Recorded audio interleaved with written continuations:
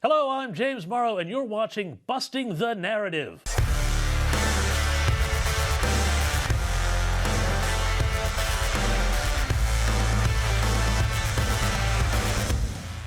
This week, we're having a good hard look at a chant that is being heard across the land from sea to shining sea from Americans who have something to say and who aren't afraid to say it. Have a listen. Joe Biden! Joe Biden! Joe Biden! Joe Biden! Joe Biden! Hang on. What were they saying there? Well, we had to bleep out 1 out of every 3 words of those chants, but let me just clarify it by saying this. The people in the stands at all those games and everywhere else weren't wishing luck to Joe Biden, nor were they suggesting he was a chicken who needed to be plucked, or for that matter, commenting on his relationship with the guy who runs Facebook, a man called Mark Zuckerberg, or known to his friends as Zuck. This chant, this phenomenon has been occurring for weeks now at arenas across the country, though we have barely heard anything about it in the mainstream media. Wonder why. Now, I'm not naive enough to think that sports fans jeering politicians isn't part of life in a free country. It should be. But this is something different. Yes, Biden is down in the polls badly. For the first time in his presidency, the majority of Americans now say they dislike Joe Biden, do not trust him, and do not see him as a strong leader.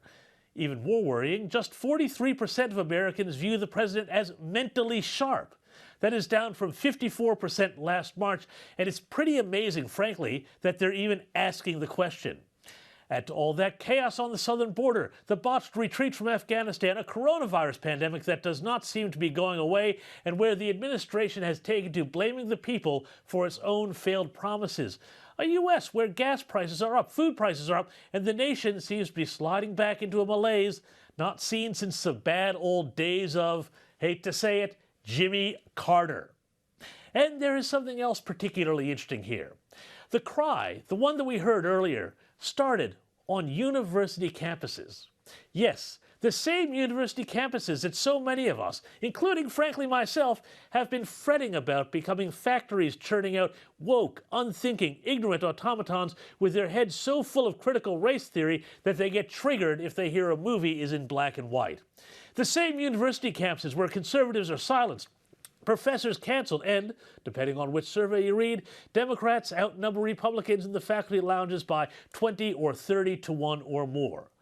And incidentally, the same university campuses where last century the convention was also for students to chant not right-wing but leftist slogans like, "Hey, hey, LBJ, how many kids did you kill today?" Could it be then, maybe, perhaps, what we are seeing is a rebellion against the po-faced, humorless lefty establishment, the no-fun killjoys who have made every classroom a minefield of political correctness and whose president is selling off their futures to Beijing? That, just maybe, the youth are actually the best hope for America? If so, I'd be the first to welcome it and admit that everyone needs their narratives busted occasionally, even me. The question now is, will this chanting achieve anything? Well, for one thing, it will certainly confuse Joe Biden, who enjoyed up to 70% popularity among college kids during the 2020 election. The decline since then has been so sharp that the Los Angeles Times published a feature story last week asking, quite reasonably, how does the oldest president in American history connect with voters who are 40, 50, or even 60 years younger than him, unquote. The answer, according to that paper, is to hire more millennials in the White House, cancel student debts, and introduce policies to, you guessed it, save the planet. In other words, be more woke than he already is. Somehow, I don't think that is the message those chanting students were hoping to convey. Thanks for joining me this week, and I'd love to hear from you. Drop me a line at bustingtheNarrative@skynews.com.au. And if you like these videos, please like, comment, and share below. I'll see you next week.